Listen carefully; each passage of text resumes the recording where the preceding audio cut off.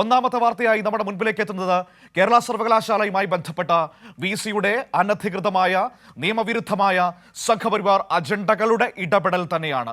അതിൽ ഏറ്റവും പ്രധാനപ്പെട്ടത് ഒരുപക്ഷെ ഇന്ന് VC സർവകലാശാലയിൽ എത്താൻ സാധ്യതയുണ്ട് എന്നതാണ്. ഇന്ന് VC എത്തുകയാണെങ്കിൽ SFI VC-യെ തടയും. ഒപ്പം തന്നെ RSS-ന് എതിരായ ബാനറുകൾ ഇന്ന് സർവകലാശാലയിൽ ഉയർത്തുകയും ചെയ്യും എന്നതാണ് ഏറ്റവും പ്രധാനപ്പെട്ട കാര്യം.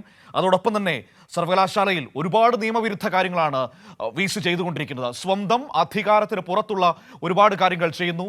അതിൽ ഏറ്റവും പ്രധാനപ്പെട്ടതാണ് ഈ ഡിജിറ്റൽ പ്രൊവൈഡർമാരെ മാറ്റാനുള്ള VC-യുടെ നീക്കം. അതായത് ഫയലിംഗിൻ്റെ സമ്പൂർണ്ണ അധികാരം VC-യിലേക്ക് നൽകണം എന്ന് ഡിജിറ്റൽ പ്രൊവൈഡർമാരോട് VC ആവശ്യപ്പെടുന്നു.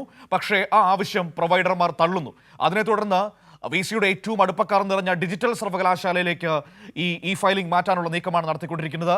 അങ്ങനെ ഒരുപാട് കാര്യങ്ങൾ കേരള സർവകലാശാലയിൽ സംഘപരിവാറിന് അനുകൂലമായി VC നടത്തിക്കൊണ്ടിരിക്കുകയാണ്. വിവരങ്ങളുമായി ഷീജ തിരുവനന്തപുരത്ത് നിന്ന് നമ്മളോടൊപ്പം ചേരുകയാണ്. നോക്കാം എന്താണ് സംഭവിച്ചുകൊണ്ടിരിക്കുന്നത്. Sheeja, good morning. ഇന്ന് VC ഡോക്ടർ മോഹനൻ കുന്നുമേൽ സർവകലാശാലയിലേക്ക് എത്താനുള്ള സാധ്യതയുണ്ടോ? VC എത്തിയാൽ SFI തടയില്ലേ?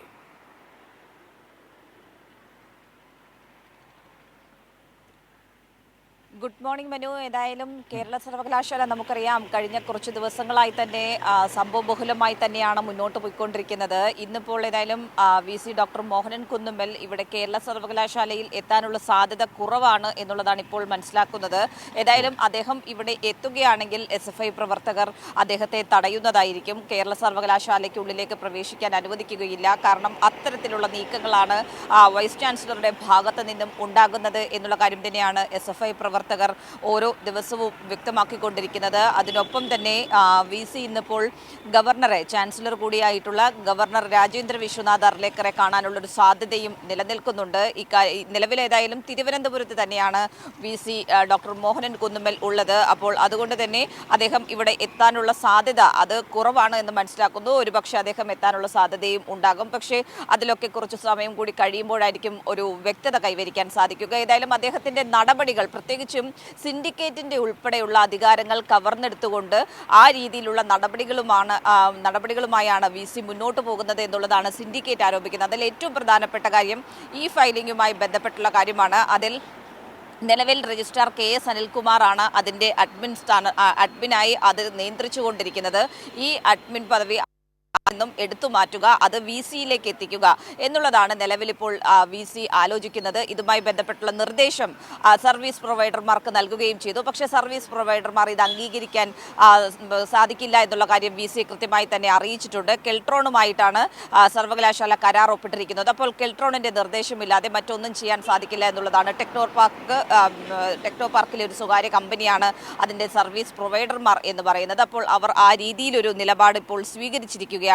ഈ ഒരു പശ്ചാത്തലത്തിലാണ് സർവീസ് പ്രൊവൈഡർമാരെ തന്നെ എന്നാൽ ആകെ അങ്ങ് മാറ്റിയേക്കാം എന്നുള്ളൊരു നിലപാട് ഇപ്പോൾ VC സ്വീകരിച്ചിരിക്കുന്നത്. അതിൽ അദ്ദേഹം പ്രധാനമായും ചർച്ചകൾ ഇപ്പോൾ നടത്തിക്കൊണ്ടിരിക്കുന്നത് ഡിജിറ്റൽ സർവകലാശാലയുമായി ബന്ധപ്പെട്ട് ഡിജിറ്റൽ സർവകലാശാലയ്ക്ക് ഇത് ഏൽപ്പിക്കുക എന്നുള്ളതാണ്. നമുക്കറിയാം സിസ തോമസ് ആണ് അവിടുത്തെ വൈസ് ചാൻസലർ എന്ന് പറയുന്നത്. അപ്പോൾ സിസ തോമസുമായി കൃത്യമായ രീതിയിൽ ഇവർ തമ്മിലുള്ളൊരു ഇതുമായി ബന്ധപ്പെട്ടുള്ള ആശയവിനിമയമൊക്കെ ഈ വിഷയത്തിൽ നടന്നിട്ടുണ്ട് ഇതിനകം തന്നെ. അതിന് വേണ്ടിയിട്ടുള്ളൊരു നീക്കം അത് സജീവമായി തന്നെ VC ഒരു ഭാഗത്ത് തുടരുന്നുണ്ട്. സിൻഡിക്കേറ്റ് ആകട്ടെ കടുത്ത പ്രതിഷേധത്തിലുമാണ്. കാരണം സിൻഡിക്കേറ്റിന്റെ പല അധികാരങ്ങളുമാണ് ഇപ്പോൾ VC സ്വന്തം നിലയ്ക്ക് ഉപയോഗിച്ചുകൊണ്ടിരിക്കുന്നത്. ഇതൊന്നും ചട്ടപ്രകാരമല്ല. അതുകൊണ്ട് തന്നെ ആവശ്യമെങ്കിൽ ഇതിൽ നിയമ നടപടി. നമുക്കറിയാം സർവകലാശാലയുടെ ഭരണപരമായ എല്ലാ കാര്യങ്ങളും കൈകാര്യം ചെയ്യുന്നത് സിൻഡിക്കേറ്റ് എന്ന് പറയുന്ന സംവിധാനമാണ്. കേരള സർവകലാശാലയുടെ നിയമം അനുസരിച്ച് സിൻഡിക്കേറ്റിനാണ് അധികാരം. ഈ പറയുന്ന ഉദ്യോഗസ്ഥരെ നിയമിക്കാനാണെങ്കിലും അതുപോലെ തന്നെ സർവകലാശാലയുമായി ബന്ധപ്പെട്ട എല്ലാ ഭരണപരമായ കാര്യങ്ങളിലും അധികാരം സിൻഡിക്കേറ്റിനാണ്. അപ്പോൾ ഈ ഡിജിറ്റൽ പ്രൊവൈഡർമാരെ VC എങ്ങനെ മാറ്റും? അങ്ങനെ VC മാറ്റിയാൽ തന്നെ അത് നിയമപരമായി നിലനിൽക്കുമോ? ഒപ്പം തന്നെ ഡോക്ടർ KS അനിൽകുമാർ നൽകുന്ന ഫയലുകൾ നോക്കേണ്ട എന്ന നിലപാട്, ഇത് എത്ര കാലം ഇങ്ങനെ മുന്നോട്ട് കൊണ്ടുപോകാൻ കഴിയും? ഇതൊക്കെ എങ്ങനെയാണ് സിൻഡിക്കേറ്റ് പരിശോധിക്കുന്നത്?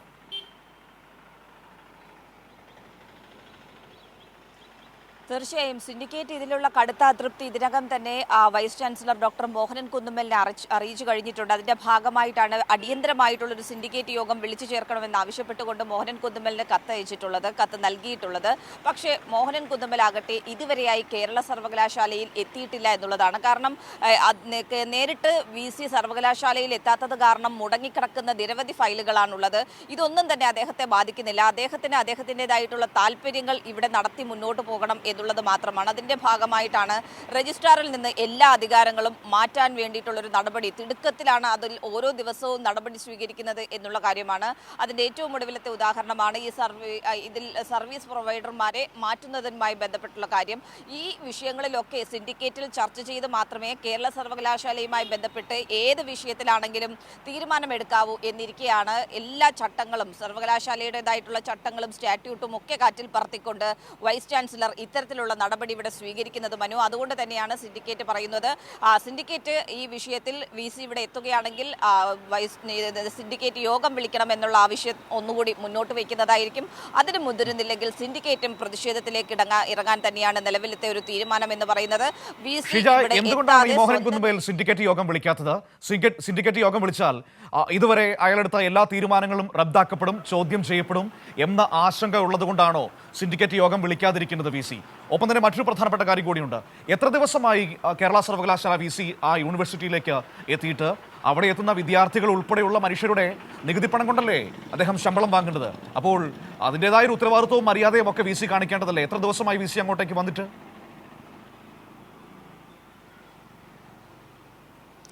തീർച്ചയായും ഏകദേശം 20 ദിവസത്തോളമാകുന്നു VC സർവകലാശാലയിലേക്ക് എത്തിയിട്ട്. അദ്ദേഹം വിദേശയാത്രയ്ക്ക് പോകുന്നതിന് മുൻപാണ് ഇവിടെ എത്തിയിട്ടുണ്ടായിരുന്നത്. വിദേശയാത്രയ്ക്ക് പോയി ആ സമയത്ത് താൽക്കാലിക ചുമതല മറ്റൊരു താൽക്കാലിക VC ആയിട്ടുള്ള സിസ തോമസിന് നൽകുന്നു. സിസ തോമസും അദ്ദേഹത്തിന്റെ പിന്മുറക്കാരി എന്ന രീതിയിൽ തന്നെയാണ് ഇവിടെ നടപടികൾ സ്വീകരിച്ചിട്ടുണ്ടായിരുന്നത്. അതിനുശേഷം സിസ തോമസിന് ശേഷം 8-ാം തീയതി മുതൽ VC ഡോക്ടർ മോഹനൻ കുന്നുമ്മലിനാണ് പഴയതുപോലെ തന്നെ ചുമതലയുള്ളത്. പക്ഷേ അദ്ദേഹം ഇതുവരെയായി സർവകലാശാലയിൽ എത്തിയിട്ടില്ല.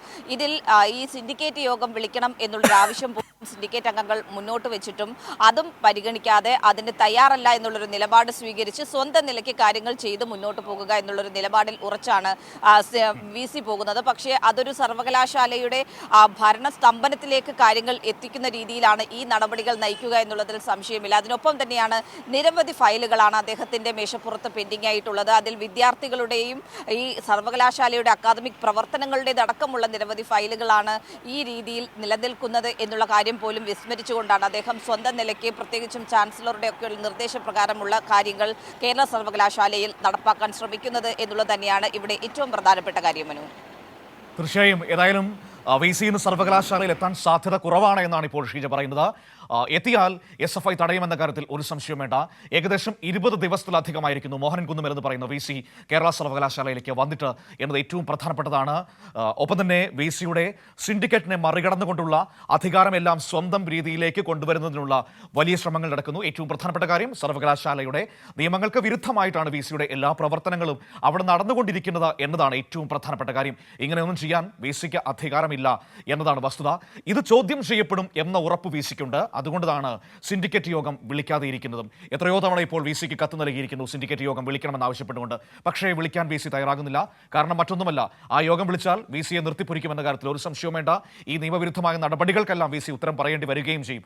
അതുകൊണ്ടാണ് യോഗം വിളിക്കാതെയും സർവകലാശാലയിൽ എത്താതെയും മുങ്ങി നടക്കുന്നത് ഡോക്ടർ മോഹനൻ കുന്നുമ്മൽ എന്ന് പറയുന്ന VC. ഏതായാലും സർവകലാശാലയിൽ വരാതെ ശമ്പളം പറ്റുന്ന VCക്ക് ശമ്പളവും ആനുകൂല്യങ്ങളും കൊടുക്കരുത് എന്നാണ് ദാമോദരൻ എന്ന് പറയുന്ന നമ്മുടെ ഒരു സുഹൃത്ത് എഴുതുന്നുണ്ട്. ജൂലൈ മാസത്തെ ശമ്പളം കുന്നുമ്മൽ മോഹനൻ വാങ്ങുന്നുണ്ടെങ്കിൽ കൈരളി വിവരാവകാശം കൊടുത്ത് സമൂഹത്തെ കാണിക്കണമെന്നാണ് രജീഷ് പറയുന്നത്. വിവരാവകാശം ഒന്നും കൊടുക്കേണ്ട ആവശ്യമില്ല രജീഷ്. അദ്ദേഹം ശമ്പളം വാങ്ങുന്നുണ്ട്, അതിനെന്താണ് സംശയം? ശമ്പളം വാങ്ങാതിരിക്കാൻ അദ്ദേഹത്തിന് വേറെ പ്രത്യേകിച്ച് പ്രശ്നങ്ങളൊന്നുമില്ലല്ലോ. അദ്ദേഹം ശമ്പളം വാങ്ങുന്നുണ്ട്, ഒരു സംശയം വേണ്ട. അതിലൊന്നും ഒരു സംശയത്തിൻ്റെയും ആവശ്യമില്ല. ഒപ്പം തന്നെ ഇതിൽ നിയമപരമായ നടപടിയില്ലേ എന്നാണ് മിനി ചോദിക്കുന്നത്. ഹൈക്കോടതിയിലടക്കം ഇതുമായി ബന്ധപ്പെട്ട് ഒരുപാട് കേസുകൾ നടക്കുന്നുണ്ട് മിനി. അപ്പോൾ അതിൻ്റെയൊക്കെ വിധികളൊക്കെ വരേണ്ടിയിരിക്കുന്നു എന്നതാണ്. സർക്കാർ ശമ്പളം കൈപ്പറ്റുന്ന ഒരു ഉദ്യോഗസ്ഥൻ ഈ രീതിയിൽ പെരുമാറിയിട്ട് അതിന് തടയിടാൻ കഴിയുന്നില്ല എന്നത് ആരുടെ വീഴ്ചയാണ്? അവിടെയാണ് ഈ സർവകലാശാലകളിലെ പ്രശ്നം നിൽക്കുന്നത് ബിലാൽ. കാരണം സർവകലാശാലയിൽ ഈ അധികാരത്തെ ചൊല്ലി ഒരുപാട് വിഷയങ്ങൾ ഇങ്ങനെ നിൽക്കുകയാണ്. ഇപ്പോൾ നമുക്കറിയാം സിൻഡിക്കേറ്റിനാണ് അവിടെ അധികാരം. പക്ഷേ അതിനെ മറികടന്നുകൊണ്ട് വി സി ചെയ്യുന്ന പ്രവർത്തനങ്ങൾ, അതിന് പിന്തുണ കൊടുക്കുന്നത് ആരാണ്? ചാൻസലറായ ഗവർണറാണ്. അതായത് സംഘപരിവാറാണ് എന്ന് പറയേണ്ടി വരും. ഇത് നിയമപ്രശ്നമായി കോടതിയിൽ ചോദ്യം ചെയ്യപ്പെടാൻ തുടങ്ങിയിട്ട് കുറേ നാളുകളായി. ഈ പറയുന്ന ചാൻസലറുടെ അധികാരം കുറയ്ക്കുന്ന ബില്ല് നമ്മുടെ നിയമസഭ പാസ്സാക്കിയിട്ടുണ്ട്. അത് ഗവർണർ പിടിച്ചു വയ്ക്കുകയും പിന്നീട് അത് രാഷ്ട്രപതിക്ക് അയക്കുകയും ചെയ്തൊരു സാഹചര്യം നമ്മുടെ മുൻപിലുണ്ട്. അങ്ങനെ നിയമപരമായ ഒരുപാട് വിഷയം ഇതുമായി ബന്ധപ്പെട്ട് നിൽക്കുന്നുണ്ട് എന്നതാണ് ഏറ്റവും വലിയ പ്രശ്നം.